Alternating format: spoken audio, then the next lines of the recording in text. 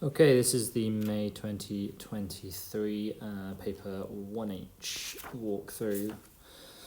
Question number 1 is a standard ratios question. We've got 3 parts being 12 goals because that's the difference between the 2 parts and the 5 parts. Therefore, we can work out 1 part is 4 goals by dividing those by 3 and multiplied by 8 to work out that 8 parts is 32 goals, and that's the one that's scored by Kath. For the total number of minutes, don't fall into the trap of finding an estimate for the mean. This just wants this total, so we don't need to divide by the frequency at the end. Just make sure you read the question carefully on this sort of thing. I'm taking the midpoint of each of the intervals and multiplying it by the frequency and then summing them all together. It comes out as 2,160. For the sort of the percentages, percentage profit, multiplying the 60 by 0.7 works out 42. So those 42 notebooks are sold at 22, so making 924. The remaining 18 are sold at 19 dirhams, and so that's an income of 342. Add those together is 1266. Subtract the original cost, divide by the original cost, times that by 100, and we get 62.3% profit.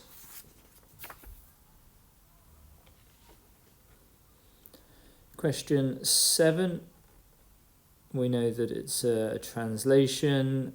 We can work out from the -7.2 to the 6.12 that it's a 13.10 translation. 13 to the right, 10 up, and from that you can work backwards or calculate D, E, and F are 5, 7, and -4. Fairly straightforward. On the next one, for B, we do need 3 points. Always check the number of marks available for a question. Here it's 3, so we need to say 3 things. You get one point for 1 mark for getting the enlargement, 1 for getting an enlargement of scale factor 3, and 1 point for finding 1 mark for getting the centre at 0, 2. You can draw lines through the corresponding vertices on the 2 shapes and see where they meet, and they'll meet at 0, 2 if you can't just see it by looking at it. So enlargement, 1 mark, scale factor 3, 1 mark, centre 0, 2, 1 mark. Then for the rotation, a few ways of doing it. I just visualise it rotating clockwise 90 degrees about that point, and we end up with the shape that's drawn just there. Remember to label it R.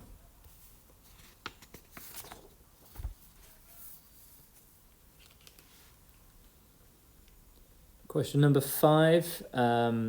We know that AD is also going to be 6 because it's the same as BC. To find the length DC, we can do Pythagoras on ABE, that triangle there, working out what A and B is. A and B will be the hypotenuse of that triangle, so D to C will be the square root of 7.2 squared plus 5.4 squared.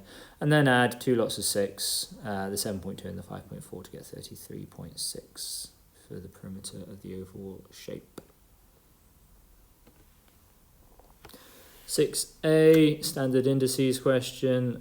2 cubed is 8, c to the power 4 to the power 3 is c to the power 12, and d to the power 7 to the power 3 is d to the power 21. Anything to the power 0 is 1, so 5 lots of 1 is 5 for part B.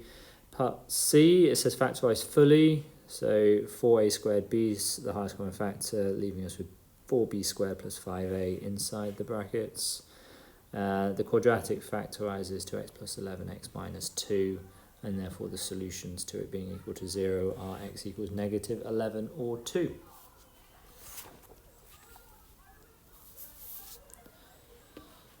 For question 7, the 3 lines x equals 1, y equals -2, and y equals 2x plus 4. The only challenge is working out which way the inequality faces. You can just choose any point inside the area and test it out, and then draw your inequality in. So x is less than or equal to 1, y is greater than or equal to -2, or y is less than or equal to 2x plus 4. So, for example, you could have picked the point 0, 0, and that would have done that for you.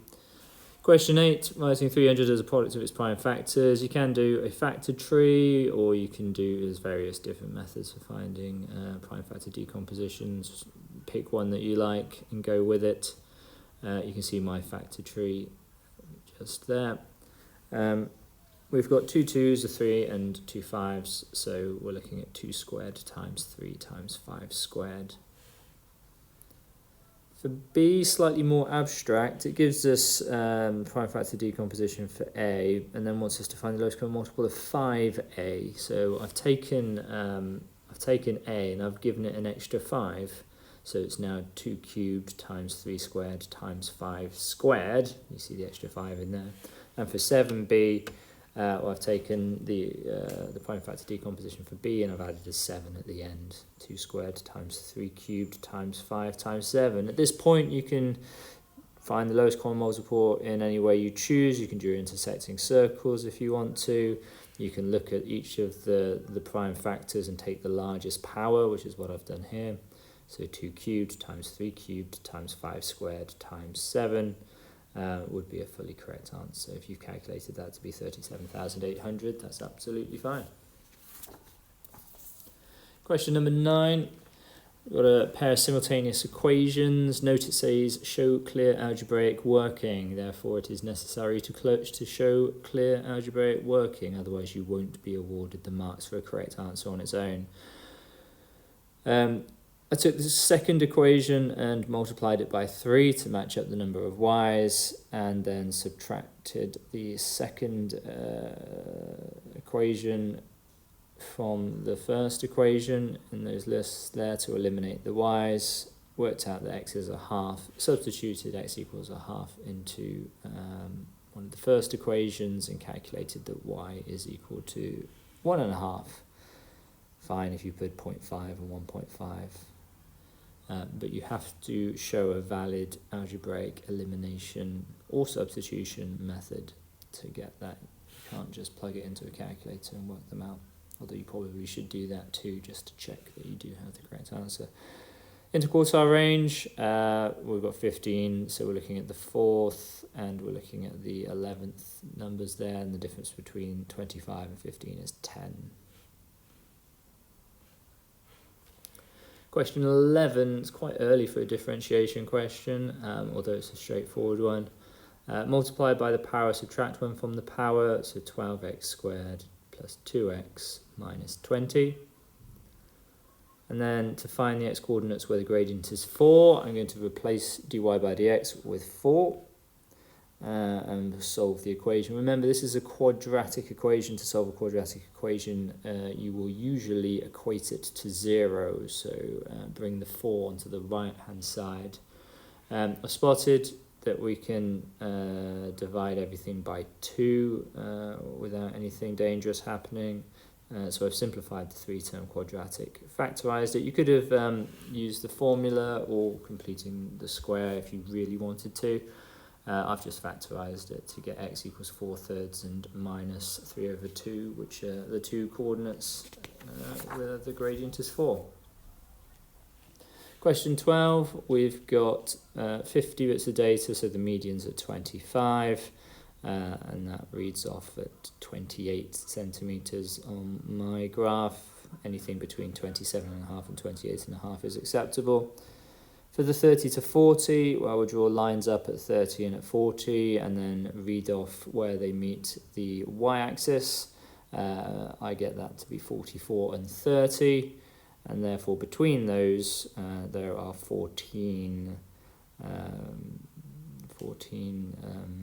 heights in that flower bed within those ranges. And for the last one, if we draw one at 35 centimetres, it works out as being 38th position. Subtract that from 50 and we get 12. So there are 12 plants with a height greater than 35. Question 13, to find an equation of a straight line, we need two things. We need a gradient and we need a point on that line. That point can be the y-intercept if you want to calculate it. That's the way I've done it here.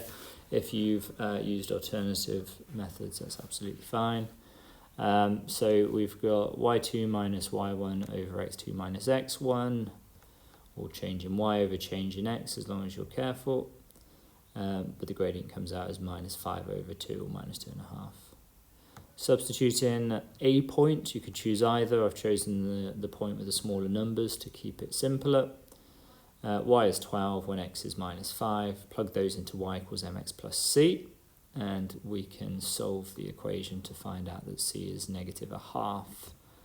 Therefore, the equation of the line is y equals minus 5 over 2x minus 1/2. Anything equivalent to that is absolutely fine. For 14, just be careful. It's a bit of a trap. It's a full factorization. The fully should tell you that there's 2 steps to do. So factorize out the 2, and then it's difference of 2 squares on the 5y squared minus 9. So 2 lots of 5g plus 3, 5g minus 3. Question 15, to do with indices. I've taken all the parts of that and have written them just as powers of 2. So the square root of 2 is 2 to the half.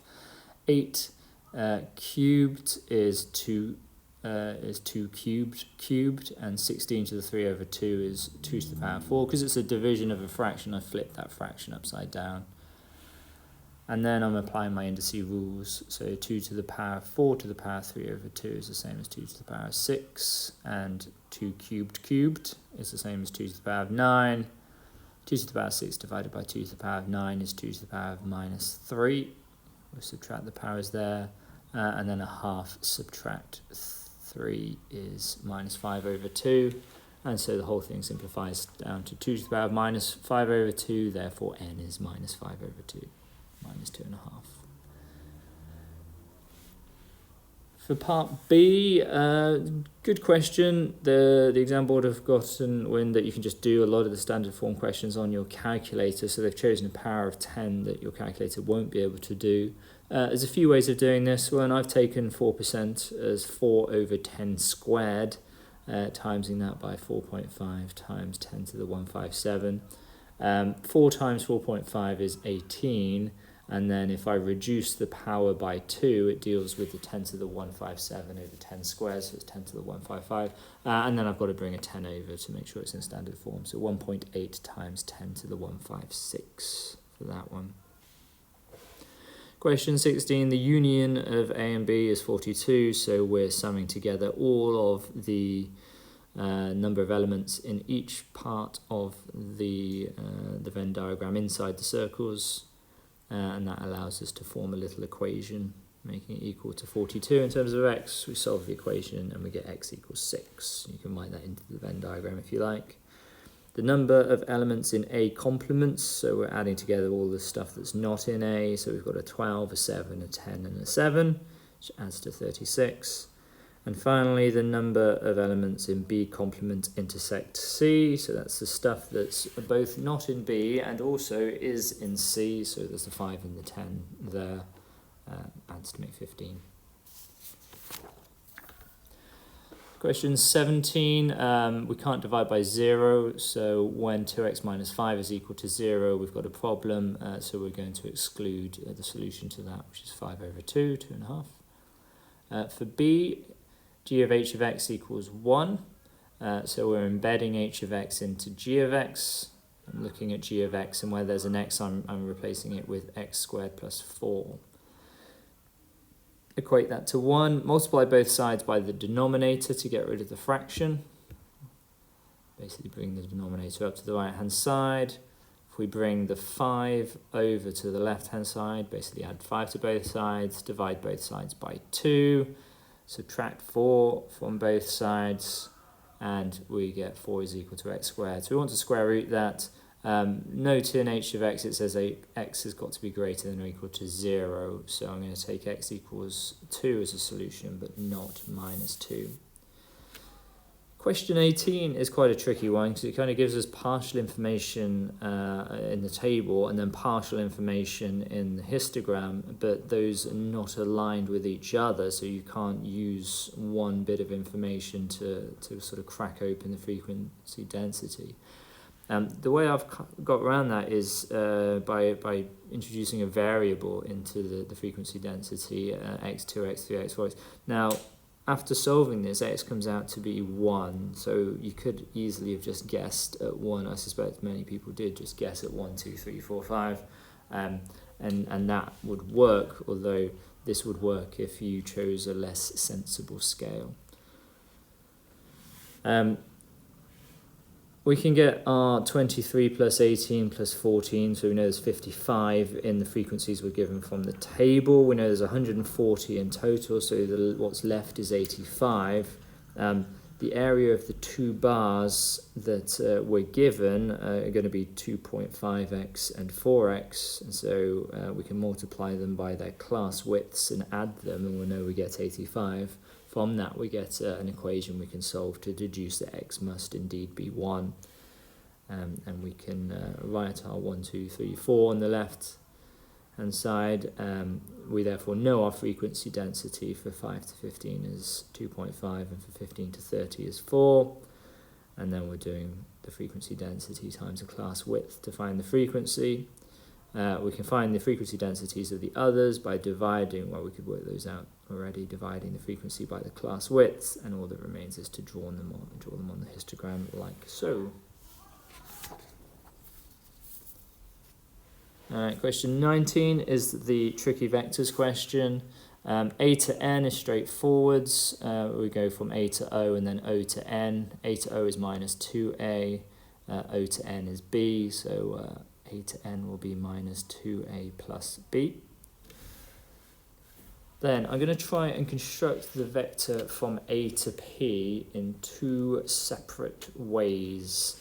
The first way I'm going to do a to p is by taking it as a proportion of the vector from a to n. Now we already have the vector a to n in part a, and so that proportion I'm going to call lambda. So we're going to have lambda lots of minus 2a plus b. Expanding that out, we're going to get minus 2 lambda lots of little a plus lambda lots of little b. Okay, the second way I'm going to construct the vector a to p is by going from a to m and then adding m to p. Now a to m is easy, it's just minus a. M to p, well, m to p is a proportion of m to b. And to get from m to b, we go minus a and then plus 6 lots of b. We know that because the ratio of o to n to b is 1 to 5. That's written in the question. And so we're going to get minus little a plus mu is my proportion of m to p minus 6 plus 6b. Expanding and factorising that to write it in terms of little a and little b, that's quite a big step there, but minus 1 minus mu a plus 6 mu lots of b.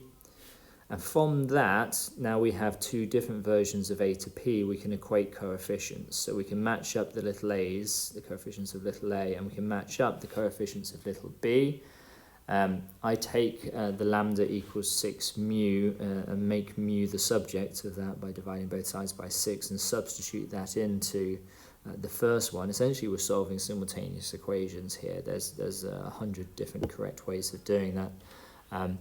Whichever way you've chosen to do it, you should end up with lambda being equal to 6/11. You may have worked out mu first, that would be absolutely fine, but lambda being 6/11 gives us the solution, because lambda is saying that the proportion from a to p to a to n is 6/11 of the way there, so the ratio between the two parts, those two vectors, is going to be 6 parts to 5 parts. So a to p to n is 6 to 5.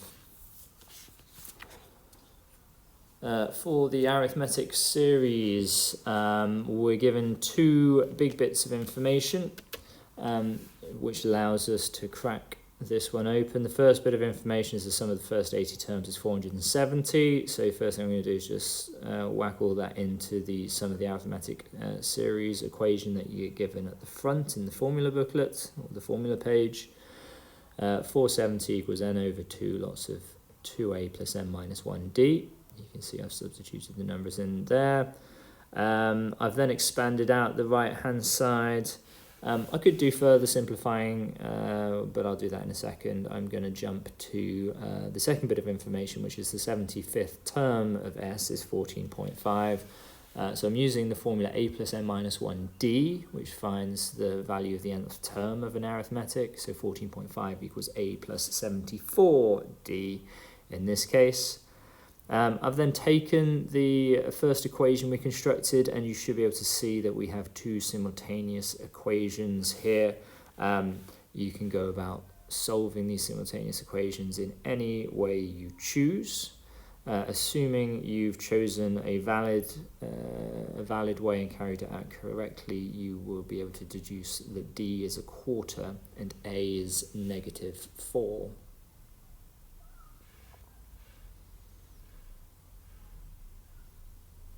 And that allows us to start thinking about the sum of the first x terms being 171. I'm going to jump back to the formula for summing terms again, the n over 2, lots of 2a plus n minus 1d, and we're going to substitute in what we know. So we know the sum's 171, and this is now n is x, if you like, because it's the sum of the first x terms. A is -4, so 2a is -8, plus x minus 1 times d. And all that remains is for us to solve this equation. Here I've expanded out the right hand side and then started moving things to the left and right. There is a multitude of different perfectly valid ways of reducing this equation into something that is solvable. At some point you should twig that this is a quadratic equation in terms of x, the largest power of x being 2. And so I construct a 3-term quadratic equal to 0.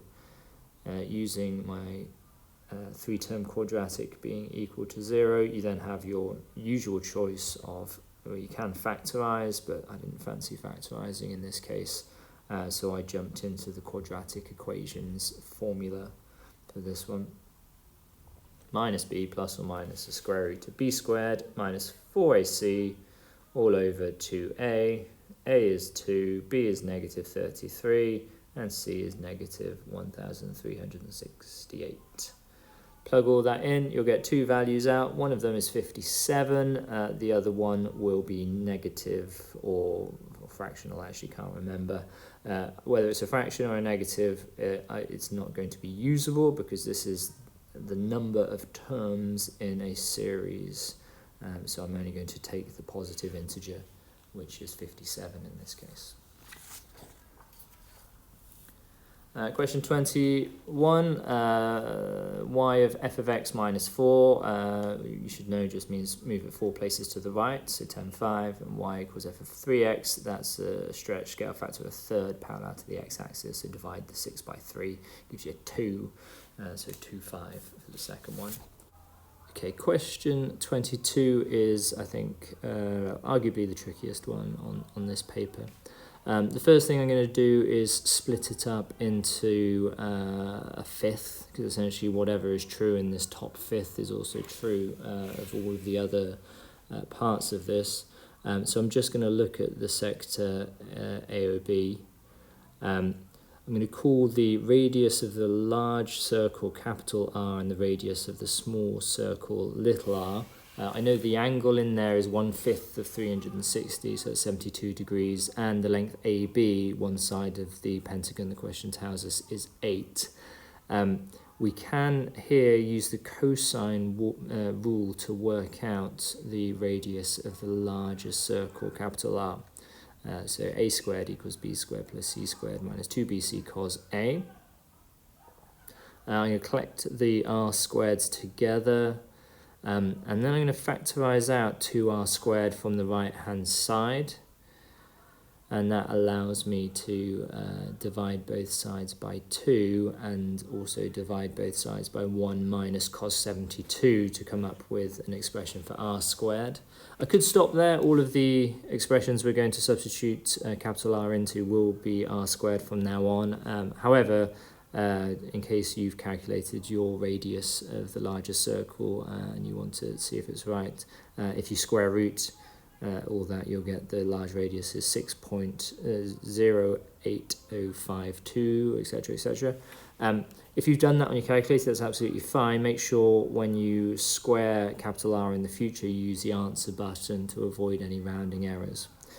All right, then the big equation, that the shaded area is equal to the unshaded area. Well, the left-hand side, the shaded area, 72 360ths of pi times capital R squared. That's the area of the sector AOB, the large piece to the slice.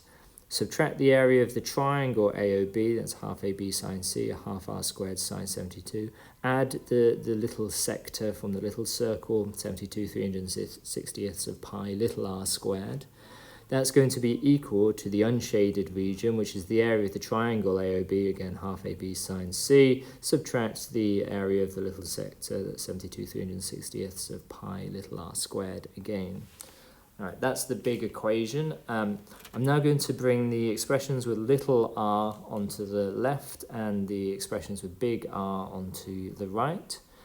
So adding 72 360ths of pi little r squared to both sides, and then subtracting the components with the big R squared from the left onto the right, we end up with everything we have there. We can divide by 144 360ths of pi, and we'll then square root it, and we can come up with a big calculation that will find that radius of the little circle. Remember, every time I've written R there, I'm thinking of the 6.8052, etc., etc. And you can just plug that in one go, and that little radius comes out as 3.45. Well done if you managed to get that one. That was a tricky one. Okay, question 23, the last one on the paper. The keys to unlocking this one is to spot that the lengths of the square on the top of the frustrum, essentially where the sort of the pyramid is chopped off, is in a scale factor of 1 to 3 or 3 to 1 if you do the larger one first. So we can see that 15 centimeters in terms of the scale factor of length of the height is 1 to 3, and that will also apply to the lengths that are on the side. I've drawn a little right-angled triangle in there, halved 39 to get 19.5 as the base along the bottom. Okay, so scale factor of length is 3 to 1. That means that the square on the top is 13 centimeters. It's 1/3 of the 39 centimeters. And then I've constructed an expression that adds all of the components of this shape together. So we've got the two squares, the big square and the little square. And then we have 4 trapeziums, or trapezoids if you prefer, if you're American. 4 trapeziums, that's a half the sum of the parallel sides, where the parallel sides are 39 and 13. And then you've got to times the distance between them.